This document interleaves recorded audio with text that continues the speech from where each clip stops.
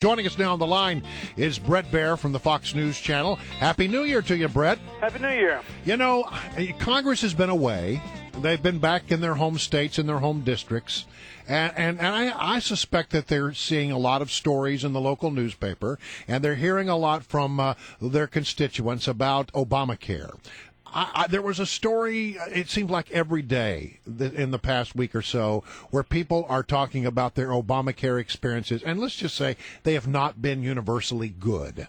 There was one story about a woman went over to a Nova Fairfax, and she tried to go in, and she didn't have her ID card. She got turned away. Yeah. She couldn't get the service that she needed because she didn't have an ID card. She said, I did everything I was supposed to do. I signed up, et cetera, but I couldn't get the care that I needed. And woman went away. She needed a chest x-ray. In another case, a woman had chest pains. They didn't get treatment because they didn't have the ID cards. These kinds of stories, I must imagine, are devastating. And these members of Congress are going to come back, I would suggest, in a different frame of mind about Obamacare. Yeah, and the administration's really trying to counter that quickly, and they're trying to do these positive stories, as many as they can, and they're even holding local news conferences, administration officials going out to different states and holding news conferences for local press to talk about that state's situation from their point of view. What's positive, what are the good bullet points. They're trying to do this spin that, let's be honest, there are good things that are happening, but the question is whether the bad stories you're talking about there and whether the increasing concern about a number of different things, this is like a giant centipede. There are a lot of shoes on this thing that have yet to fall, and whether that will overcome what the administration is trying to do and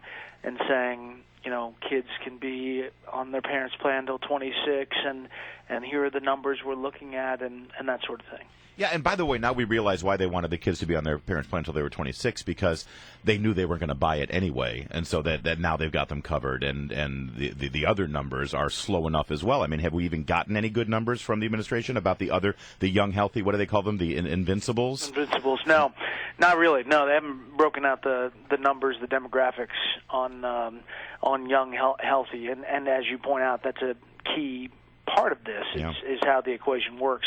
And even the numbers that they have, they came out yesterday and said it was 2.1 million federal and state exchanges. But when you push them a little bit further, they say that they estimate that it's 975,000 in the federal exchanges.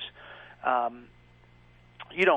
think if you dig into these numbers, there's a question about if you're going to meet your goal to get everything that you need money-wise for these exchanges to work. Now the line the administration is taking is that was never our goal, 7 million at the end of March. That was the CBO, the Congressional Budget Office, and that was not our number.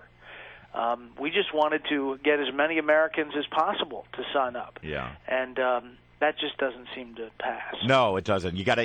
Listen, it's insurance. There's actuaries. You got to have numbers. You got to have to make it work. By the way, I wanted to ask you. No matter what's going on in Washington and what the big story is, if the weather changes, that just changes everything, right?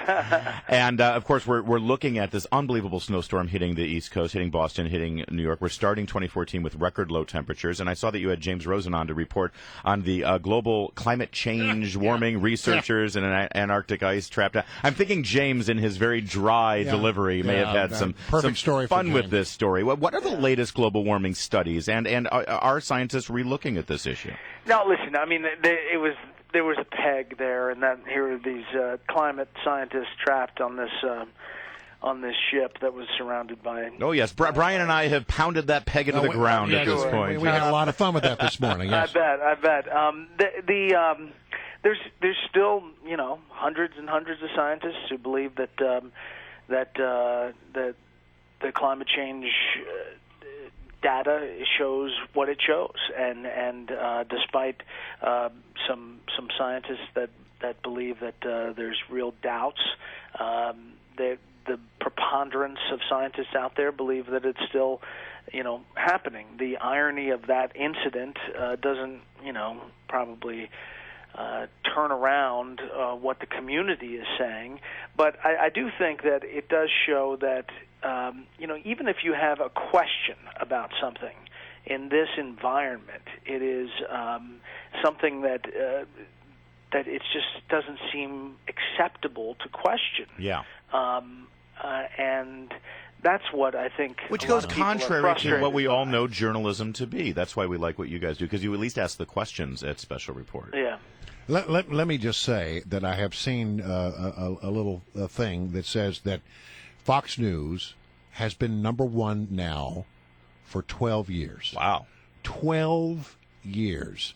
Now, Bret, you were there early on. Were you there at the start? I can't remember. I was, yeah. I mean, just after it started, 1997. I came along in year two, and I think that you will agree that in those days, it was hard for us to imagine there might be a time and a place where you would have been in the number one slot for 12 consecutive years. Yeah, it's been quite a run. Another anniversary is this Sunday for me.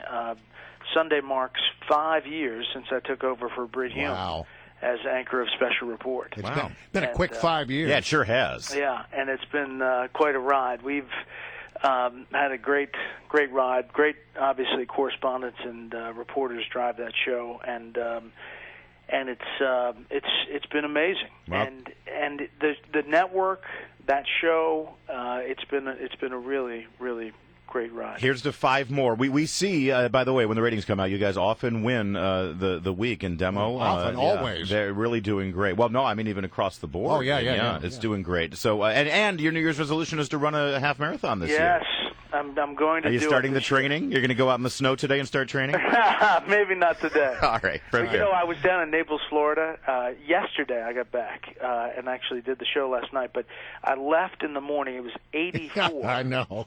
And I woke up this morning. It felt like 4. Yeah, here, it's right now outside our studios. It feels like it's 11 degrees. Welcome home, Bret Baier. Welcome home. All right, Bret. Good to hear you. Happy New Year.